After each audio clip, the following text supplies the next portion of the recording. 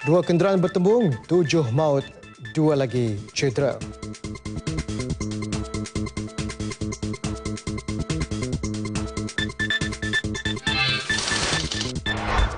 Lima 50 pengikut milah Abraham dikenal pasti.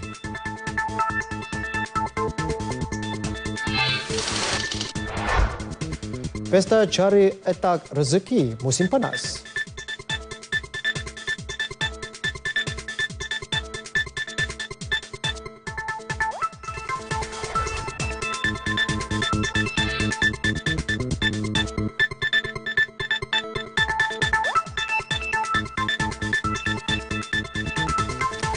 Baik, selamat petang. Saya Kamal Firmansyah Kamaluddin. Ini N5 Sabtu 26 Mac 2016. Antara lain memuatkan perkembangan berita 14 negeri dan wilayah seluruh negara. Dan petang ini N5 akan melintas langsung ke Sarawak bersama Abang Muasili dan diikuti lintas langsung ke Sabah bersama Stanley Bisun. Kemudian kita bersama Rizal Ismail di Kedah. Juga kita akan ke Pahang bersama Muhammad Hezri Azran Ahmad Khairi. Semuanya seketika nanti. Teruskan bersama N5.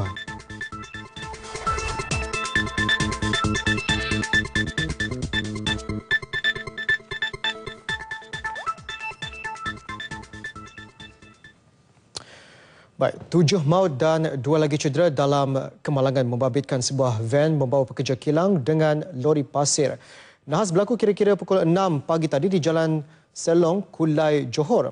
6 daripada mangsa maut di lokasi kejadian, manakala seorang lagi disahkan meninggal dunia ketika di hospital. Mereka yang maut ialah pemandu van Arshamugam, 27 tahun dan 6 penumpang van Lumi Deo, 30 tahun, Julasri Jahwal, 26 tahun, Nur Hakim Basal, 25, Rafidah Zul, 27, Florina Tihong, 24 dan Norsaila Muhammad Nur, 32 tahun. Seorang lagi penumpang van Victoria Iring, 21 tahun yang cedera parah kini dirawat di Hospital Sultanah Aminah, Johor Bahru. Manakala pemandu lori pasir Abdul Roni Awang, 41 tahun, hanya cedera ringan dan dirawat di Hospital Kulai. Menurut Ketua Polis Daerah Kulai, Superintendent Razak Mat Said, kemalangan berpunca daripada pemandu van yang gagal mengawal kenderaan ketika melalui selekor. Akhirnya, van berkenaan memasuki jalan bertentangan dan menempuh lori pasir tanpa muatan itu. Kes disiasat mengikut Seksyen 41-1 Akta Pengangkutan Jalan 1987. Susulan kes buli yang berlaku di Sekolah Batu Unjur Bukit Tinggi Kelang, seorang pelajar darjah 2 dipaksa menggunting lidahnya sendiri oleh 5 murid darjah 3. Kerana takut dengan ugutan ditumbuk, mangsa menggunting sebahagian lidahnya sehingga putus. Mangsa dibawa mendapatkan rawatan di Hospital Tengku Ampuan Rahimah Kelang oleh ibunya yang turut mendakwa anaknya pernah beberapa kali dibuli. Sementara itu, Kementerian Pendidikan masih menunggu laporan lengkap pihak sekolah dan polis berhubung kejadian tersebut yang menjadi viral di laman sosial semalam. Siasatan segera akan dilakukan sebelum tindakan sewajarnya diambil. So kita akan buat siasatan dan juga the outcome. Perkara ini berlaku semalam. So laporan polis pun dah dibuat. So sementara kita tunggu laporan polis siasat, kita juga akan buat laporan dalaman. Bila laporan ini selesai, kita akan maklum. Tapi kita akan tunggu juga laporan polis ini selesai. Tidak mahu ada gangguan dalam siasatan polis. Beliau ditemui selepas merasmikan Forum Standard Kualiti Prasekolah Kebangsaan dan Peningkatan Enrolment Tadika Swasta.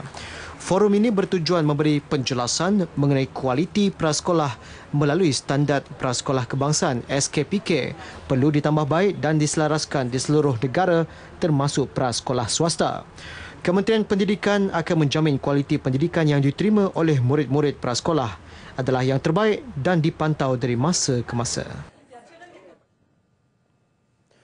Remaja berusia 14 tahun antara 19 yang ditahan dipercayai terlibat dalam sindiket curi motosikal sekitar daerah Yan, Kedah. Operasi khas Ops Lejang dilancar 1 Mac lalu. Ekoran peningkatan kes jenayah itu di Yan dan daerah bersempadan dengannya. Pasukan khas dikenali sebagai tim cantas lejang ditubuh bagi memburu kumpulan yang terlibat. Hasilnya, dua sindiket iaitu geng Along Gigi dan geng Jan Pendang yang aktif mencuri motosikal sekitar Yan, Kota Star, Kuala Muda dan Pendang berjaya ditumpaskan. Manakala anggota dan ketua geng Man Cowboys sedang diburu. Di mana tim ini adalah khusus untuk pencegahan jenayah curi kenderaan dan khasnya kenderaan curi motosikal yang berlaku dalam daerah Yan lah.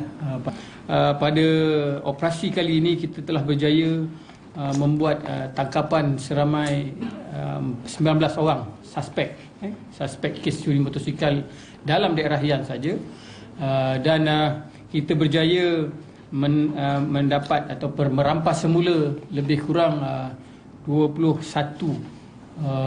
buah motosikal yang terlibat dalam kes-kes curi. Dengan tertubuhnya pasukan itu, kira-kira 22 kes kecurian motosikal diselesaikan. 3 daripada suspek sudah dihukum selepas mengaku bersalah.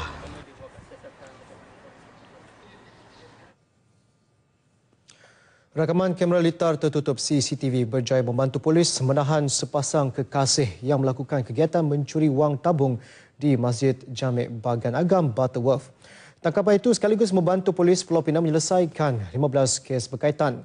Suspek berusia 24 dan 21 tahun itu ditahan di sebuah hotel bajet di Kampung Gajah Butterworth Khamis lalu. Menurut Ketua Polis Daerah Seberang Perai Utara, ACP Azmi Adam, kedua-dua suspek ditahan beberapa jam selepas mereka melakukan kegiatan mencuri itu. Kedua-dua suspek yang menganggur itu melakukan kegiatan mencuri berkenaan ketika masjid kosong, terutama sebelum masuk waktu solat.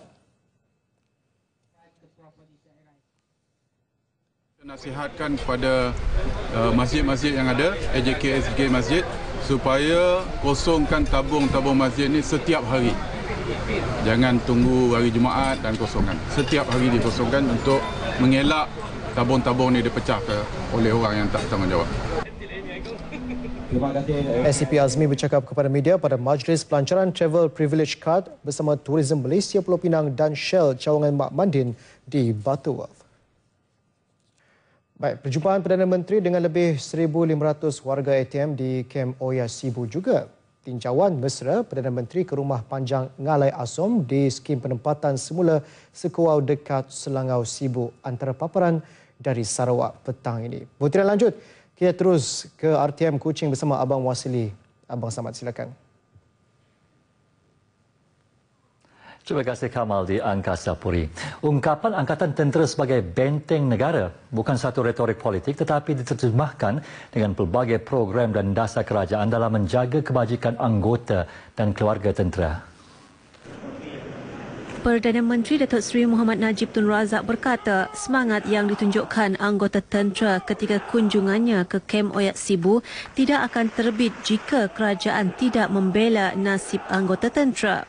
Katanya semangat sahaja tidak mencukupi jika keluarga anggota tidak terbela, tinggal di kediaman usang dan anak-anak tentera masih perlu berbaris menaiki trak tentera untuk pergi ke sekolah. Justru kerajaan tegasnya telah memperkenalkan program dan dasar baharu seperti kenaikan pangkat secara time-based kepada anggota tentera yang akan memastikan setiap anggota berpencen dengan pangkat lebih tinggi jika mereka tidak mempunyai sebarang masalah disiplin sepanjang tempoh perkhidmatan mereka. Sebab saya percaya kalau kita nak bersemangat pertahankan negara, kerajaan mesti memastikan saudara-saudari, keluarga semua sekali terbela dan kebajikan mereka ini diutama.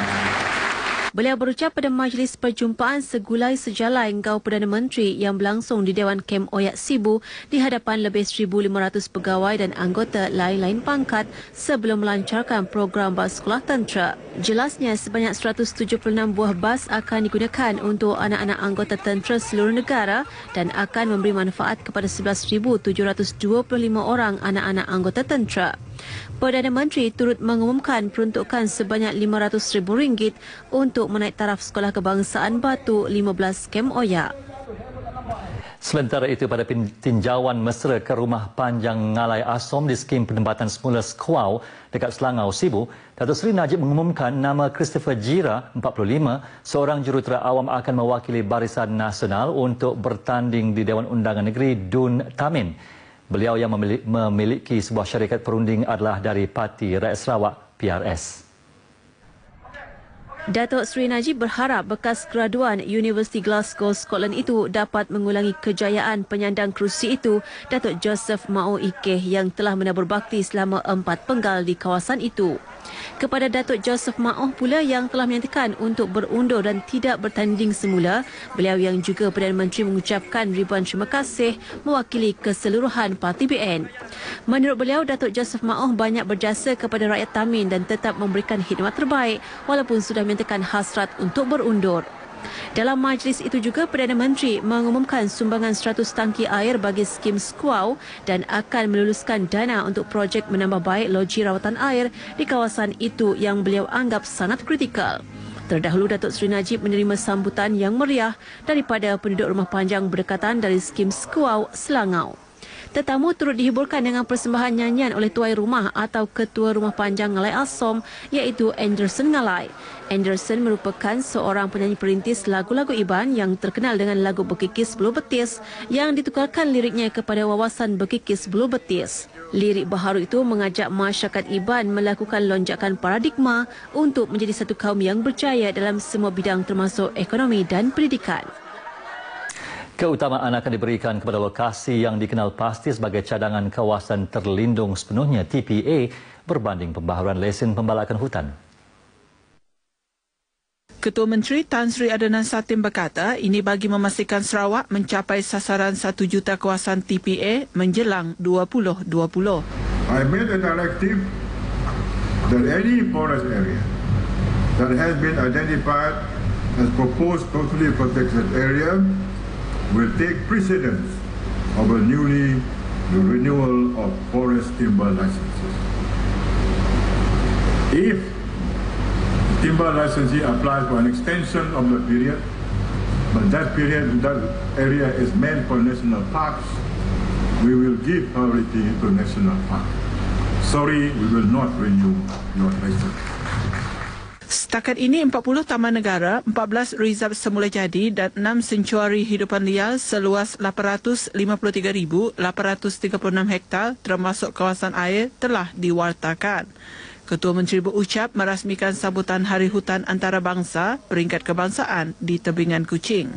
Tambahnya, Sarawak komited ke arah memastikan sumber hutan di negeri ini diurus secara mampan. Ini kerana kerajaan mengiktiraf nilai dan peranan penting yang disumbangkan oleh hutan kepada pembangunan sosioekonomi Sarawak dan masyarakat. Beliau berkata Sarawak berbangga dengan pengurusan hutan negeri yang sistematik mengikut prinsip-prinsip yang ditetapkan oleh badan-badan antarabangsa seperti Pertubuhan Kayu Tropika Antarabangsa ITO dan Pertubuhan Makanan dan Pertanian. Kerajaan negeri juga telah merangka dasar konkret penggunaan tanah yang mengambil kira semua aspek pembangunan ekonomi, kesejahteraan sosial dan alam sekitar seimbang dan integriti. Dasar ini merangkumi 3 sektor utama iaitu perhutanan, pertanian dan kegunaan tanah yang lain. Dalam pada itu, Menteri Sumber Asli dan Alam Sekitar Datuk Seri Dr. Haji Wan Junaidi Tuanku Jaafar yang turut berucap pada perasmian sambutan itu memberitahu sejumlah 61.87 juta ringgit telah diperuntukkan tahun ini bagi melaksanakan projek-projek berkaitan pemeliharaan dan pemuliharaan hutan di seluruh negara. Katanya daripada jumlah tersebut, 26 juta diperuntukkan bagi semenanjung Malaysia yang meliputi antaranya projek pengurusan hutan simpan kekal bagi tujuan sumber bekalan air, restorasi dan pemulihan kawasan terosot, Central Forest Pine dan memperkasa penguatkuasaan hutan. Ia juga meliputi projek sistem maklumat hutan, program menanam pokok bakau dan spesies sesuai pesisir pantai. Bagi Sarawak pula, sejumlah 26 juta ringgit telah diperuntukkan bagi melaksanakan projek pembangunan sistem cerapan hyperspektral, inisiatif Heart of Borneo, pembinaan pusat pentadbiran dan pengurusan tapak Ramsar di Kuching Wetlands National Park dan inventory hutan Sarawak. Bagi Sabah, 9.5 juta diperuntukkan melibatkan antaranya projek pembangunan tapak Ramsar di Kinabatangan, pembangunan dan pengurusan mampan di kawasan tanah gambut Semenanjung Klias dan inisiatif Heart of Borneo. Tambahnya, sebanyak 13 juta juga telah diperuntukkan kepada Institut Perhutanan Malaysia FRIM untuk memacu bidang penyelidikan dan pembangunan sektor perhutanan dan keluaran hasil hutan negara. Menyentuh mengenai dasar sumber air negara, beliau berkata sehingga kini seluas 734,731 hektar hutan simpan kekal telah diwatakan di Semenanjung, manakala di Sabah melibatkan kawasan seluas 1.8 juta hektar dan Sarawak memiliki kawasan seluas 4 juta hektar kawasan hutan tadahan air. Sarawak tetap komited untuk memerangi pembalakan haram di negeri ini. Menegaskan demikian, Menteri Perancangan Sumber dan Alam Sekitar 2, Dato' Amar Awang Tengah Ali Hassan berkata, sejak 2014, kerajaan negeri telah mengambil langkah-langkah tegas dan memperkasakan usaha dalam usaha mengurangkan serta membasmi aktiviti pembalakan haram. Jelasnya, kempen anti pembalakan haram yang dilancarkan oleh Ketua Menteri Tan Sri Adnan Satim pada 2014 telah menunjukkan kejayaan yang membanggakan. Kerajaan negeri juga telah menambah baik sistem pengurusan dan pentadbiran hutan, memperkukuh aktiviti penguatkuasaan dan mengkaji semula dasar-dasar perhutanan negeri. Beliau berkata sebanyak 208 kes dengan 27 suspek telah ditangkap melibatkan rampasan 47,600 meter padu kayu balak tahun lepas. Ia menunjukkan penurunan sebanyak 14% dari segi jumlah kes dan 48% dari segi jumlah rampasan kayu berbanding tahun sebelumnya. Dato' Amar Awang Tengah berucap merasmikan seminar mengenai tadbir urus bagi pengurusan hutan mampan dan pembangunan industri kayu di Kuching pagi tadi. Pada majlis tersebut, beliau menyaksikan majlis menandatangani perjanjian hak pemegangan pensijilan pengurusan hutan untuk unit pengurusan hutan FMU Anap Muput yang terletak di daerah Tatau Bintulu. Perjanjian ditandatangani oleh Pengarah Hutan Sarawak, Haji Sapuan Ahmad bagi pihak kerajaan negeri dan pengurusi kumpulan syarikat Xingyang, Tan Sri Ling Cheong Ho selaku pemegang lesen bagi FMU itu. Dato' Amar Awang Tengah turut menyampaikan anugerah 60 tahun hak pemegangan persijilan FMU Anap Muput kepada anak syarikat kumpulan syarikat Xingyang, ZT Senian Berhad selaku syarikat yang menguruskan FMU itu. Suara Belia Sarawak seharusnya senada dengan aspirasi pucuk pimpinan negeri ketika ini yang mahu melihat pembangunan menyeluruh untuk rakyat Bumi Kenyalang. Lantas usaha pemimpin yang mahu menuntut hak atau kuasa otonomi Sarawak sebagai sebuah negeri berdaulat dan sebuah entiti dalam pembentukan Malaysia perlu difahami dan disokong oleh semua lapisan masyarakat, terutama generasi muda. Menteri Muda Pembangunan Belia Datuk Dr. Stephen Rundi Utom berpendapat adalah mustahak bagi generasi muda terlebih dahulu mengetahui sejarah sebenar penglibatan negeri ini dalam pembentukan Malaysia. Ia penting agar tidak timbul kekeliruan di kalangan mereka jika terdapat mana-mana pihak yang cuba memutarbelitkan fakta. Datuk Dr. Stephen percaya kefahaman jelas tentang sejarah Sarawak akan memudahkan generasi muda menerima segala agenda pembangunan yang diperjuangkan Ketua Menteri Tan Sri Adnan Satim.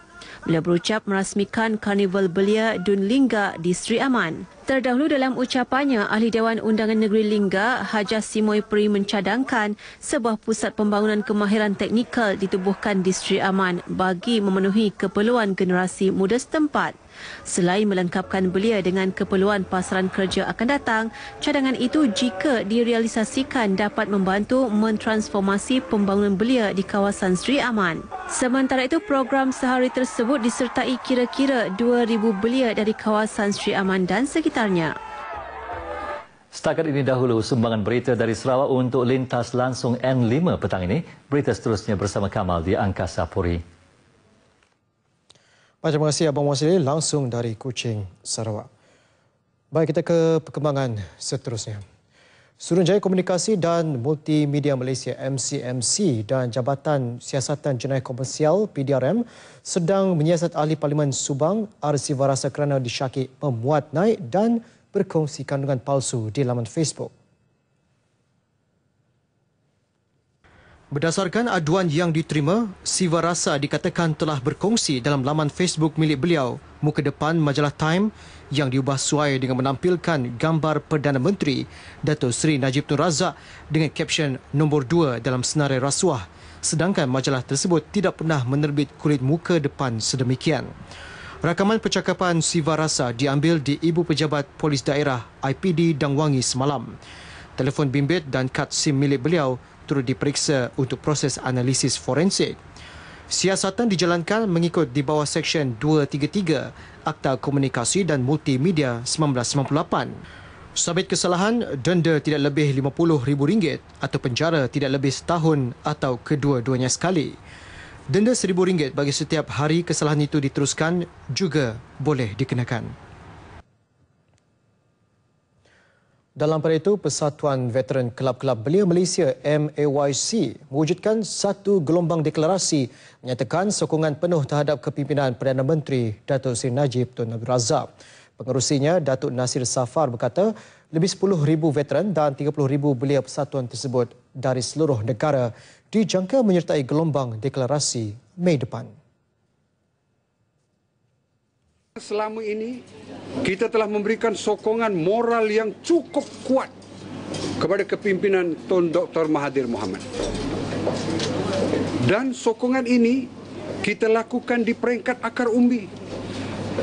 Di mana di akar umbi ini sebenarnya tidak ada kepentingan. Jangan gunakan soal akar umbi untuk menyokong mereka. Dan saya nak memberi jaminan bahawa di akar umbi tetap bersatu di bawah kepimpinan Yang Mahmud Datuk Seri Najib Tun Razak.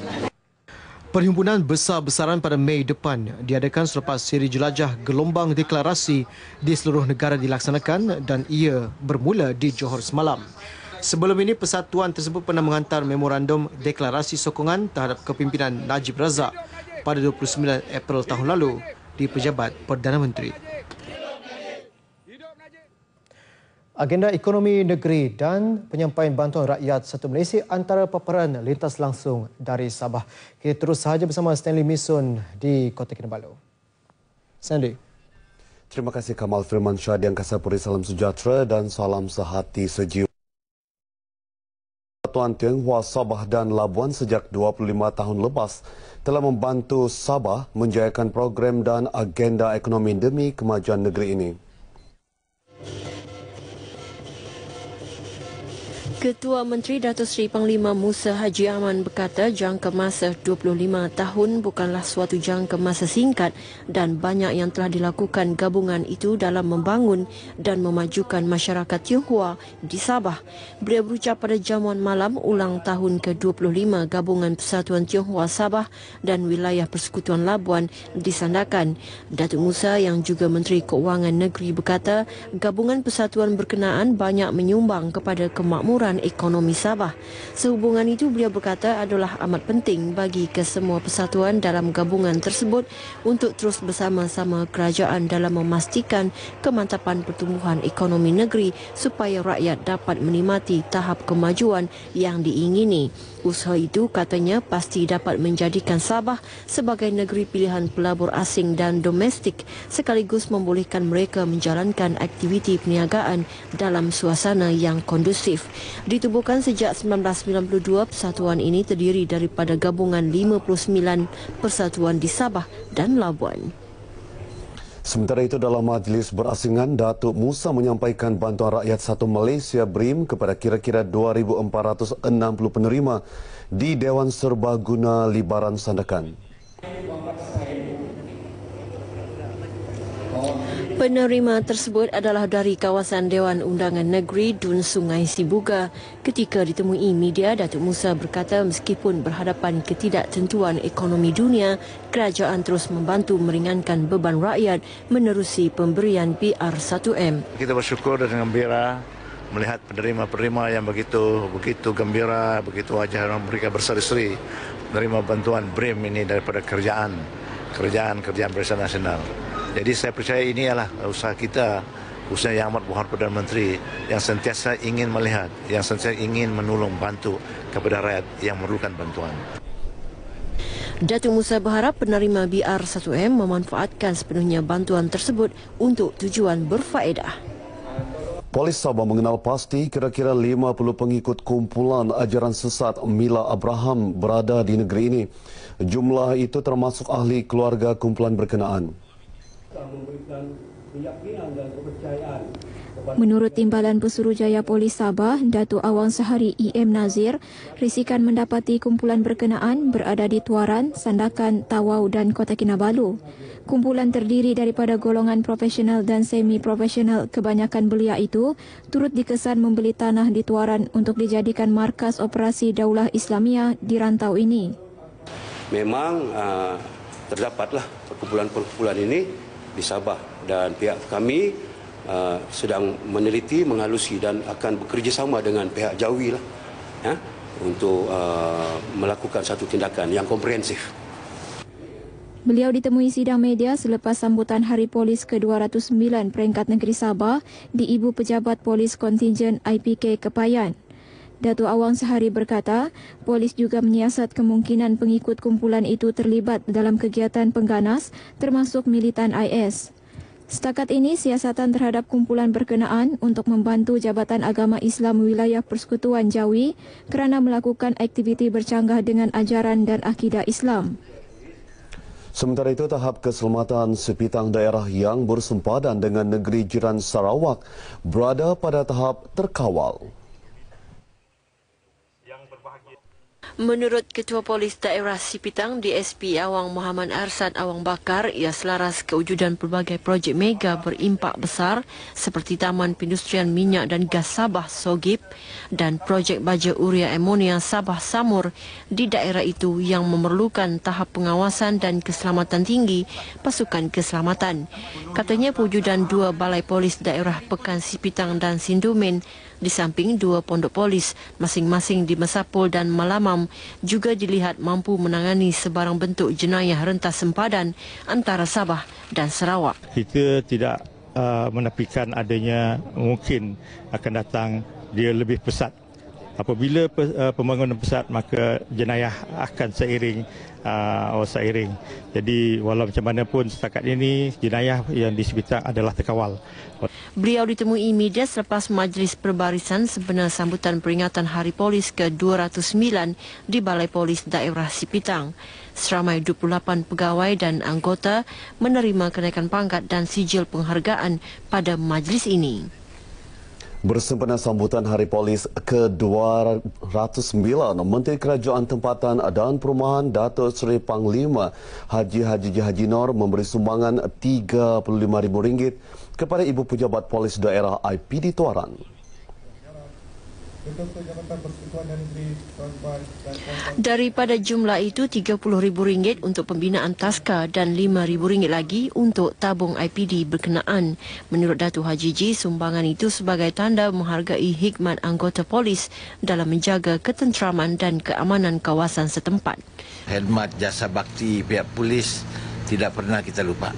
Kita akan senantiasa memberi kerjasama yang sepenuhnya kepada pihak polis untuk menjaga keselamatan dan ketenteraman rakyat kita, khususnya di Tuaran. Beliau ditemui pemberita selepas Majlis Perbarisan sempena peringatan Hari Polis ke-209 peringkat IPD Tuaran. Terdahulu, Ketua Polis Daerah Tuaran, DSP Abdul Fuad Malik ketika menyampaikan perutusan Ketua Polis Negara memberitahu 3 aspek diberi tumpuan utama iaitu mengawal dan mengekang jenayah, memperkasa penyampaian perkhidmatan polis dan pemantauan integriti serta kod etika polis. 4 orang awam dan 1 balu polis serta beberapa anggota polis menerima pemakaian pangkat, sijil penghargaan dan sumbangan dalam majlis ini. Sekian berita dari Sabah petang ini. Seterusnya kita bersama Kamal Firmansyah di Angkasa Peri. Silakan. Itulah dia rakan penyampai dari Sabah. Terima kasih Stanley Mason. Baik, prinsip sikit-sikit lama-lama jadi bukit membawa tuah kepada Ang Sing Yeo apabila memenangi cabutan bulanan Februari 2016 berupa kereta Mercedes-Benz C200. Meskipun dia usia yang muda iaitu 31 tahun, beliau yakin dengan simpanan yang konsisten mampu memberi tuah kepada penyimpan-penyimpan sijil simpanan premium SSP bersama Bank Simpanan Nasional BSN. Ang Sing Yeo yang merupakan seorang juruukur bahan berasal dari Terengganu. Ang yang pada awalnya menyimpan untuk tujuan peribadi tidak menyangka akan memenangi sebuah kereta mewah yang diimpikannya selama ini. Sebab saya beli dengan consistently beli number at BSN SSP ini setiap tahun lah. So I rasa maybe ada peluang untuk mendapat hadiah. Hadiah disampaikan oleh Naib Presiden Kanan, Ketua Jabatan Peruncitan dan Perniagaan Komuniti, Datuk Maria Hamzah. Dalam majlis cabutan SSP Mac 2016 ini juga turut diadakan cabutan tempatan dan cabutan remaja. Cabutan remaja ini pertama kali dilakukan. Penyimpan remaja yang berumur 12 hingga 23 tahun yang membuat simpanan SSP di mana-mana negeri di Malaysia layak menyertai cabutan. Tabiat menyimpan ni banyak manfaatnya, jadi kita kena teruskan menyimpan, terutamanya mereka yang remaja, kerana ialah cost of living have increased and all that, so it is a good thing lah that they will continue to save for the future. Bagi pemenang cabutan bulan Mac, hadiah pertama iaitu sebuah BMW 520i dimenangi oleh Norilah Muhammad Darus dari Selangor.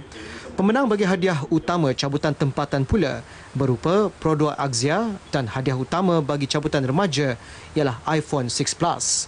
Sijil simpanan premium SSP BSN merupakan salah satu skim simpanan yang telah diperkenalkan oleh BSN sejak 1978, iaitu selepas 4 tahun penubuhannya dan serendah RM10 sahaja penyimpan layak untuk proses cabutan. Fenomena El Nino yang melanda negara ketika ini, terutamanya di utara tanah air, menyebabkan masyarakat perlu mengutamakan kesihatan. Justru itu, faktor kebersihan juga antara yang perlu diberi perhatian memandangkan kes demam denggi meningkat dalam keadaan cuaca panas. Laporan penuh terus saja bersama Rizal Ismail di Alustar untuk perkembangan semasa lintas langsung dari Kedah. Silakan. Terima kasih rakan tugas di Studio 3 Angkasa Puri. Mengikut statistik yang dikeluarkan Jabatan Kesihatan Negeri menunjukkan peningkatan bilangan kes demam denggi bagi tempoh Januari hingga 20 Februari lepas. Baling telah mencatatkan 120% kes, menjadikan daerah pertama yang merekodkan kes tertinggi berbanding tahun lalu, hanya 15 kes. Pengarah Kesihatan Negeri Datuk Dr. Nurhizan Ismail yang mengakui situasi cuaca panas memaklumkan senario itu menyebabkan peningkatan demam denggi. Sehubungan dengan itu, beliau menasihatkan masyarakat untuk terus mengutamakan kebersihan. Dalam cuaca yang panas ni adalah dia nyamuk ni lebih lebih suka menggigit. Dia lebih agresif dalam masa tempoh musim cuaca panas lah. So bila dia lebih agresif menggigit, maka dia akan mudahkan untuk merebakkan virus denggi sekiranya dia menggigit orang-orang yang ada dalam tubuh badan dia ada virus denggi lah. Walaupun pembiakan nyamuk Aedes agresif ketika cuaca panas, namun masyarakat perlu peka dengan simptom demam biasa. Memandangkan jika lewat mendapatkan rawatan, penyakit itu boleh membawa maut. Rawatan sokongan dengan cecair intravena serta pemantauan ujian darah mampu mengurangkan komplikasi. Ini berikutan vaksin untuk mencegah demam denggi masih dalam peringkat ujian. Tanggungjawab menjaga kebersihan tidak terletak pada agensi maupun jabatan kerajaan, tetapi masyarakat itu sendiri dalam memastikan kawasan masing-masing bebas Aedes dan bebas denggi. Berat untuk untuk denggi ni, so kerja ada support banyak lah, dan cuci ni idaman dia ada best cuci semua kasih bersih. Baguslah macam ni, semua kan ada kerja ramai, gotong royong ni cukup bagus. Kalau tiap-tiap bulan buat begitu lagi bagus. Tahun yang lepas bulan 2 kok dah kena dah. Takut lah. Habis nak beranak, lepas tu tak masuk hospital lah. Duduk rumah ambil tambah ayat 5 botol. Oh, tak mau dah kata sakit. Beberapa aktiviti serta langkah mengawal pembiakan nyamuk Aedes diharap memberi kefahaman kepada penduduk khususnya di lokaliti panas dalam membantras penularan virus denggi. Ia termasuk program gotong royong setiap minggu selama 10 minit, pendidikan kesihatan, semburan asap dan mewujudkan pondok panas di lokaliti. Aktiviti kesukarelawan dalam membantu kumpulan masyarakat yang memerlukan kini menjadi keutamaan badan bukan kerajaan NGO. Malah aktiviti itu bukan sahaja terhad kepada NGO tetapi diperluaskan kelab motosikal berkuasa tinggi yang berkonvoi sambil beramal. Sekolah Menengah Agama As-Siddiqiyah Al-Islamiyah Naka Padang Terap yang terbakar baru-baru ini akibat kebakaran turut mendapat perhatian pengurusan Kelab Bikers Kawasaki GTR Kedah. Lebih RM30,000 berjaya dikumpulkan. Program yang macam ni kami harap dapat menjalinkan ukhuwah lah di kalangan bikers, di samping mempromosi pemanduan selamat lah. Walaupun motosikal berkuasa tinggi tapi insyaAllah berkat gabungan daripada kumpulan yang agak berumur dapat memberi bimbingan lah kepada generasi muda supaya pemanduan di jalan raya ni walaupun motosikal berkuasa tinggi tapi masih lagi berhemah lah. Usaha ini akan dilakukan secara berterusan. Kita membantu orang yang memerlukan. Jadi di situ kita rasa keinsafan dekat diri kita, kita dapat memperbetulkan diri kita. Jadi alhamdulillah kita dapat membantu sesama kita. Bikers ini adalah satu komuniti yang menitik beratkan usaha-usaha murni membantu mereka yang memerlukan lah, especially. Yang itu memang bila kita ada rezeki lebih kita rasa tolong orang kan. Kadang-kadang kalau tak lebih pun kita rasa nak bagi juga sikit. Sama-sama share lah kadang-kadang rezeki yang kita dapat tu. Lebih 200 peserta diraikan pada majlis makan malam di Alustar yang merupakan ahli dari Zon Utara. Setakat ini sahaja laporan semasa dari Kedah. Kembali semula ke Angkasa Puri untuk laporan N5 yang lain. Baik, tidak secara langsung dari Kedah. Terima kasih Rizal Ismail. Rukun tetangga harus dijenamakan semula. Pengisiannya perlu berubah kerana zaman dan situasi telah berubah. Demikian ditegaskan Timbalan Perdana Menteri Datuk Seri Dr. Ahmad Zahid Hamidi. Beliau mahu masalah perpaduan diberi penekanan dan diperkasa secara maksimum. Berucap merasmikan Perhimpunan Rukun Tetangga 2016 di Tasik Titiwangsa, beliau berkata perpaduan harus wujud dari dalam minda dan hati supaya asimilasi sosial dapat diwujudkan. Kerana masyarakat Malaysia harus berubah. Sunatullah telah menentukan masyarakat Malaysia adalah merupakan masyarakat majmuk. We belong to plural society. Di dalam kebahagiaan inilah kita harus mencari titik persamaan, bukan mencari titik perbezaan. Untuk mencari titik perbezaan itu mudah. Kerana banyak perbezaan-perbezaan, apabila dilayani ketidakpuasan hati, maka jarak antara kaum itu akan lebih luas lagi. Tetapi untuk mencari titik perpaduan, titik kesatuan, titik persamaan adalah sukar. Ianya memerlukan satu proses yang panjang. Beliau juga mahu generasi Y didorong untuk melibatkan diri dalam rukun tetangga. Anak-anak harus dididik supaya mencintai dan menyayangi pelbagai kaum, agama dan budaya bermula dari peringkat prasekolah. Lebih 7,000 ahli rukun tetangga seluruh negara hadir pada perhimpunan itu.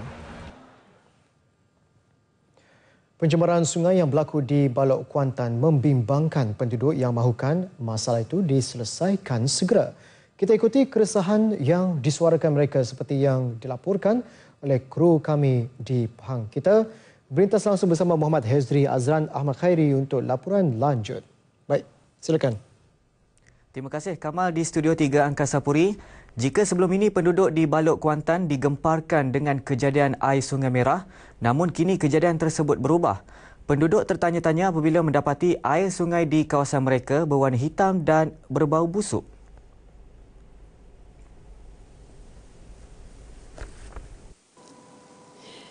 Kecurigaan penduduk bertukar menjadi bimbang apabila pada Jumaat lalu mereka melihat air yang mengalir di sungai berhampiran berwarna kehitam-hitaman. Mereka mendakwa sungai tersebut dicemari sisa kumbahan dari kawasan Balok Baru dan pusat pelupusan sampah berhampiran muara. Kejadian ini bukan kali pertama berlaku, malah pernah berlaku pada Julai tahun lepas. Pagi Jumaat yang lalu, so saya ingin keluar ke Balok untuk beli akhbar. Kerana setiap pagi biasanya selepas pagi saya akan beli akhbar. Jadi saya melihat sungai ini dah mula nampak kehitaman. Jadi dengan bau yang kurang menyelerakan. Jadi selepas tu pada pukul 10 kembalinya saya daripada membeli akhbar dan membeli barangan dapur. Sungai ini memang lagi makin hitam lah. Jadi makin kritikal di pandangan mata saya lah.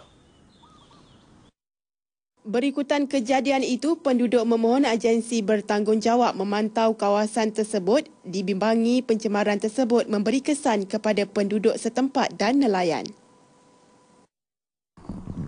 Saya mewakili penduduk Taman Balok Baru ni mohon daripada pihak-pihak yang berkuasa pasal tentang sungai ini, mohon ambil tindakan yang sepatutnya lah.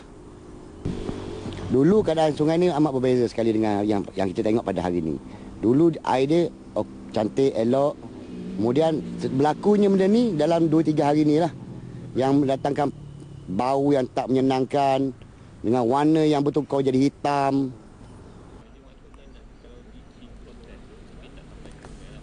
Dalam pada itu, Pengarah Alam Sekitar Negeri Pahang, Rosli Zul yang ditemui berkata pihaknya tidak menolak kemungkinan berlakunya pelepasan sisa secara haram menyebabkan air sungai di Balok Kuantan bertukar warna hitam. Ini memandangkan pencemaran hanya melibatkan kawasan sejauh 350 meter sekitar sungai.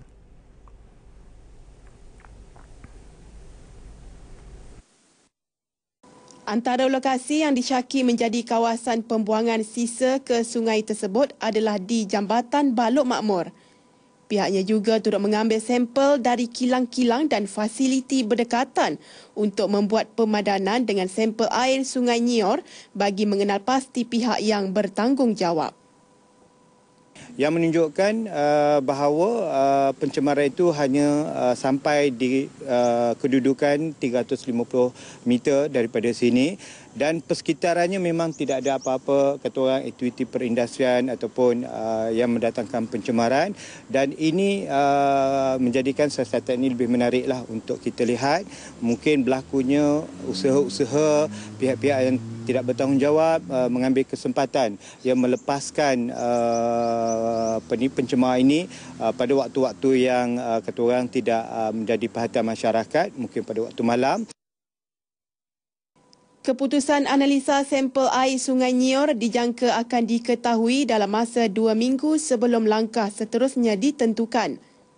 Beliau bersama pegawai-pegawai JAS menjalankan pemeriksaan bermula di sekitar Sungai Nyior sehingga ke Sungai Balok sejauh 3 km. Lebih membimbangkan, Sungai Nyior merupakan kawasan tumpuan masyarakat setempat untuk menjalankan aktiviti menangkap ikan, udang dan ketam.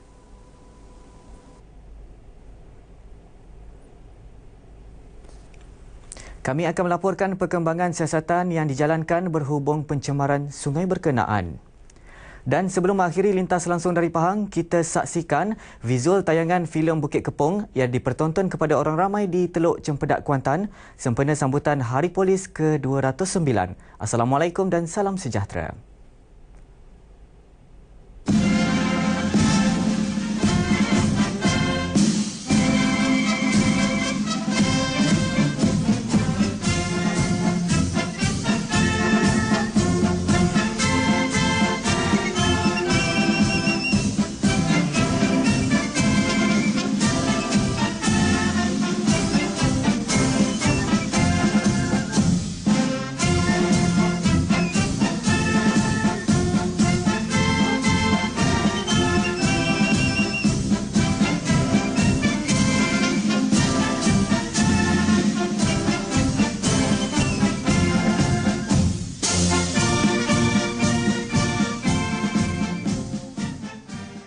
Baik, terima kasih Muhammad Hezri Azran dengan perkembangan itu tadi.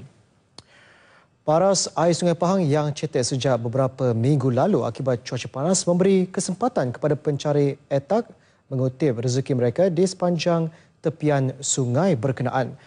Etak yang merupakan sejenis kerang-kerangan yang menjadi makanan kepada ikan patin dan sering didapati di kawasan berlumpur seperti Sungai Durian Tawar Bera.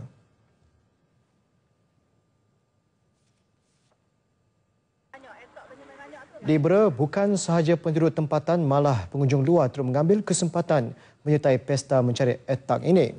Kesempatan ini bukan setakat untuk mencari rezeki, malah berkumpul bersama rakan dan keluarga serta membawa anak-anak mandi-manda. Seorang salah pengunjung, Cik Putih Man yang berasal dari Pulau Pinang berkata, beliau mengetahui mengenai aktiviti itu menerusi laman sosial dan rakan-rakan. Sebelum ni tak pernah lagi dan tak pernah tengok lagi. Ni pertama kali lah tengok siput ni. Kakak tahu tak benda tu? Ni tak tahulah benda apa. Remeh. Orang Penang kalau panggil remeh lah kan. Kalau orang Pahang panggil tak tahulah. Etok. Ni pertama kali cari. Ni pertama kali. Nak masak pun tak tahu macam mana ni. Tengok orang ramai-ramai kita pun berhenti kereta turun. Cari lah. Sementara itu, Muhammad Nazri Abdul Rahman memberitahu beliau yang dalam perjalanan ke Jerantut turut teruja melihat deretan kenderaan di tepi jalan dan kemeriahan orang ramai mencari etak di sepanjang sungai di kawasan itu. Itulah saya tengok orang ramai, saya singgah lah. Ingat, tak tahu sini sebenarnya. Nampak daripada jauh tu. Hari tu saya balik dah tengok orang ramai juga. Kebetulan hari ni saya balik lagi, saya tengok orang masih ramai lagi. Lepas tu saya pun datang tengok. Lepas tu tengok dia orang cari etak. Nampak meriah lah jadi. Saya pun ingat bagi budak-budak lah mandi. Petang ini kan, cuti-cuti. Aktiviti ini secara tidak langsung memperkenalkan kampung ini kepada orang luar selain memberi peluang kepada orang muda untuk mengenali etak yang agak sukar diperoleh masa kini. Musim ni 10 tahun ke 8 tahun sekali lah. Jadi itulah orang ramai excited nak datang. Dia orang pilih tempat lah. Tempat macam tempat ni tak ada lubuk. So dia orang suka datang. Masa tak dalam, tak bahayalah dari segi keselamatan. Hari ni pun ada bomber yang memantau tadi. So dia orang tak risaulah. Jadi yang menjadikan dia orang teruja sebab bukan selalu. Dalam 10 tahun, 8 tahun sekali. Dia orang cari etok. Itu yang famousnya. Tapi bukan. Sejak 2 minggu sudah yang ramainya. Dia orang bukan untuk jual, untuk suka-suka, untuk makan. Baik, untuk mengetahui keadaan cuaca semasa, kita terus ke Met Malaysia bersama pegawainya Nur Adira Mahmud. Baik Adira, silakan. Assalamualaikum dan salam sehati sejiwa. Anda bersama Met Malaysia untuk laporan cuaca terkini di rantau kita. Kita mulakan dengan milian angin pada ketika ini. Jika diperhatikan masih lagi agak kencang di perairan Laut Cina Selatan di mana ia melebihi 40 km sejam yang pada ketika ini menuju ke bahagian timur Semenanjung. Manakala berbeza pula untuk negeri Sabah dan juga Sarawak, angin bertiup dari pelbagai arah dengan kadar kelajuan yang agak perlahan sekitar 10 km sejam. Justru itu Met Malaysia telah mengeluarkan amaran laut angin kencang laut bergelora peringkat pertama di mana ia melibatkan perairan yang tertera ini bermula hari ini sehingga Isnin 28 Mac di mana ombak boleh mencapai sehingga 3.5 meter dan kelajuan angin boleh mencapai sehingga 50 km sejam dan keadaan ini juga adalah berbahaya untuk aktiviti bot-bot kecil, sukan laut maupun rekreasi laut. Keadaan cuaca pada petang ini jika diperhatikan di Semenanjung Malaysia pada ketika ini, majoriti negeri adalah dalam keadaan tidak hujan, namun begitu hujan masih lagi tertumpu di beberapa buah daerah iaitu di daerah Kota Baru Kelantan dan juga daerah Setiu Terengganu. Dan hujan ini boleh berterusan sehingga lewat petang ini. Bagi negeri Sabah pula, majoriti bahagian adalah dalam keadaan tidak hujan kecuali hujan di satu dua tempat di bahagian pantai barat dijangkakan beransur-ansur reda sedikit masa lagi. Bagi wilayah Persekutuan Labuan juga adalah dalam keadaan tidak hujan pada petang ini. Majoriti bahagian di negeri Sarawak pada ketika ini adalah dalam keadaan cerah dijangka berterusan sehingga lewat petang. Seterusnya kita ke tinjauan cuaca bagi esok hari. Salam sehati sejiwa.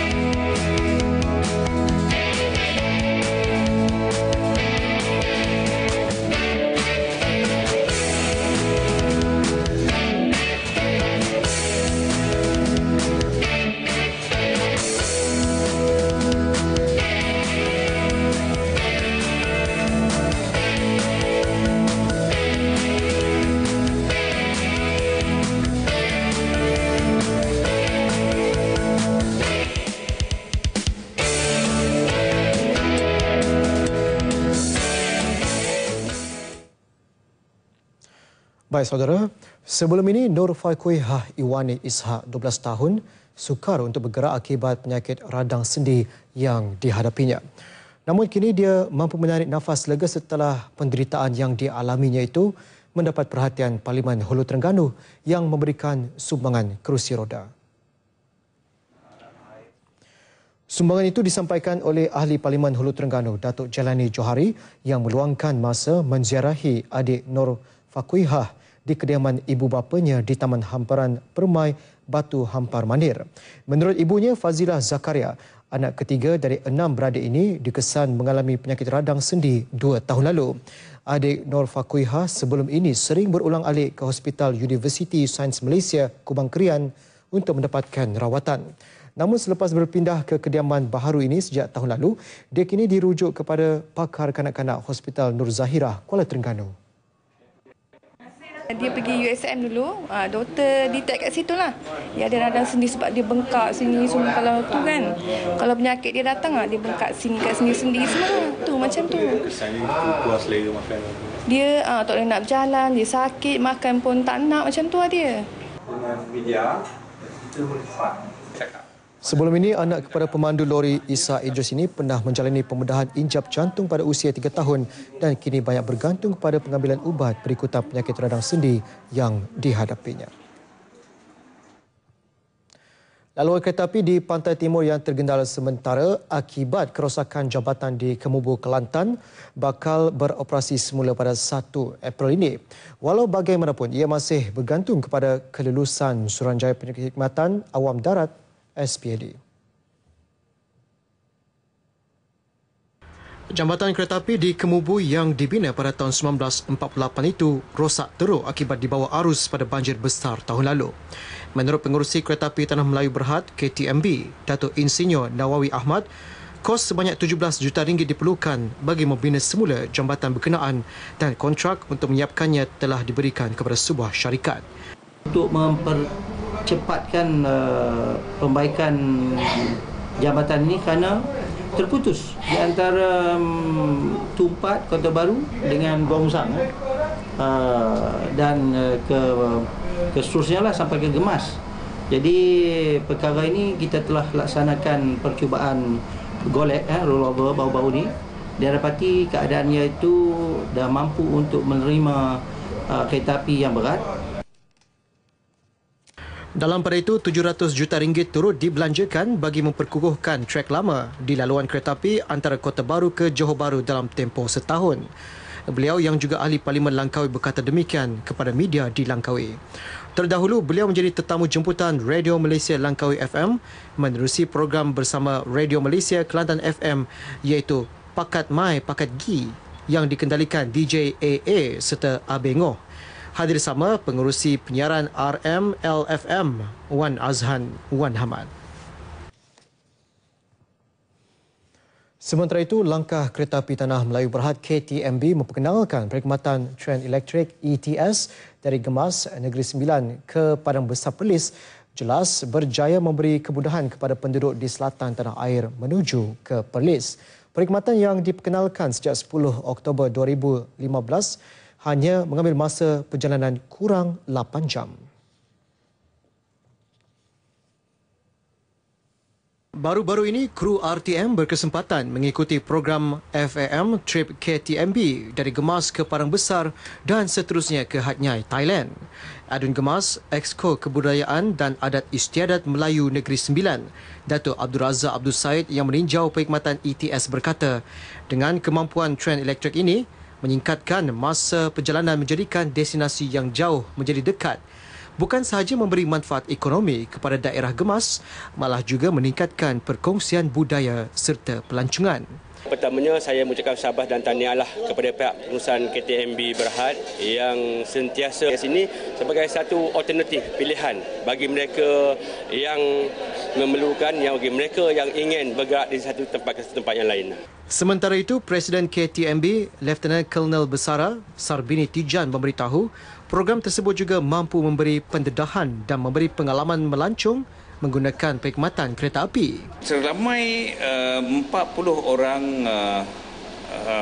peserta yang akan mengambil bahagian dalam program FAMTRIP ini untuk membolehkan mereka mendapat pendedahan dan juga pengalaman bagaimana melancong menggunakan kereta api yang lebih baik dan lebih baru berbanding dengan perkhidmatan kereta api yang sebelumnya.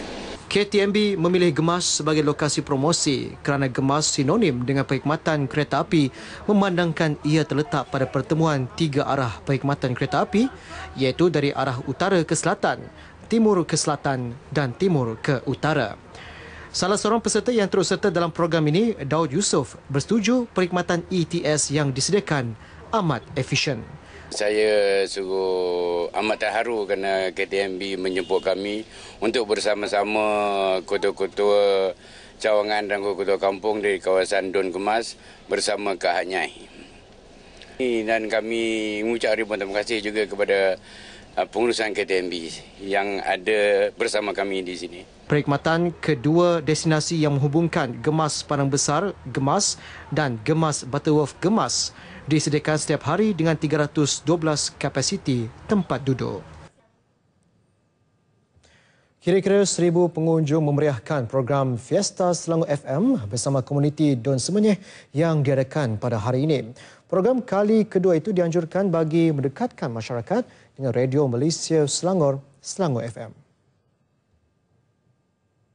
Program Fiesta Selangor FM itu diadakan di KRT Fasa 6, Bandar Tasik Kesuma di Semenyih sejak pukul 8.30 pagi tadi. Menurut Pengarah Penyiaran Malaysia Selangor, Zaharuddin Muhammad Pilus, program itu dilaksanakan untuk mengeratkan hubungan silaturahim bersama pendengar dan komuniti di 9 daerah di Selangor. Kita cuba memenuhi setiap bulan program ni di 9 buah daerah di negeri Selangor. Jadi tujuan kita buat macam ni supaya meliputi semua. Maknanya kita akan turun padang ke 9 daerah di Selangor, mendekati masyarakat yang tu pendengar setia kepada Selangor FM. Program dirasmikan oleh Adun Semenyih Datuk Johan Abdul Aziz. Antara aktiviti yang dilaksanakan termasuk program kesihatan bersama pelajar Universiti Kebangsaan Malaysia, latihan kemahiran bersama Kolej Komuniti Hulu Langat serta uji bakat bintang P. Ramlee dan Saloma 2016. Acara kemuncak akan diadakan pada pukul 8.30 malam ini dengan penganjuran konsert Fiesta Selangor FM yang akan menampilkan barisan artis tempatan, antaranya Farah Wahida, Lan Typewriter, Nizam Laksmana, Atira, Kuriakin dan Razis Ismail. Program Jalan Kaki Amal di Raja Ahad berjaya mengumpul dana berjumlah RM30,000 untuk tabung Hub Sumber Pendidikan dan Latihan Autisma Universiti Malaysia Police UNIMAP. Pelbagai pertunjukan dan pameran turut diadakan dan visual itu mengakhiri N5 edisi Sabtu 26 Mac 2016. Saya Kamal Firmansyah Kamaluddin. Selama berhujung minggu, luangkan masa berkualiti bersama keluarga tersayang dan kita jumpa lagi.